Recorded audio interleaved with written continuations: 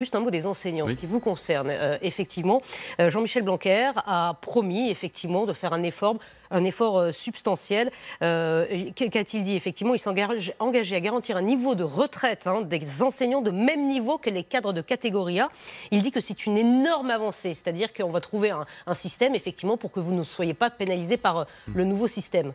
Alors, nous, on attend évidemment de voir les propositions concrètes, parce que ça, ce sont des déclarations de la part d'un ministre qui, depuis 2 ans, participe à un gouvernement qui baisse le salaire des fonctionnaires. Donc, vous conviendrez quand même que c'est compliqué d'avoir confiance dans un discours qui nous est tenu depuis le début, d'ailleurs. Il y a un problème de salaire, particulièrement chez les enseignants. Après, qu'est-ce que ça signifie ?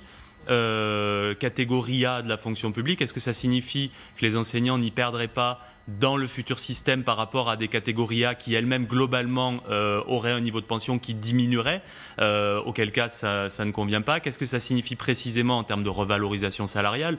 Pour l'instant, on n'a absolument rien. On ne veut pas le lier, nous, à la question des retraites, mais on est complètement ouvert à la discussion, et effectivement, ça fait partie du package qui est posé par les enseignants qui sont mobilisés aujourd'hui, de dire que derrière la question des retraites, il y a aussi toute la question des réformes, des conditions de travail, des salaires qui sont trop bas.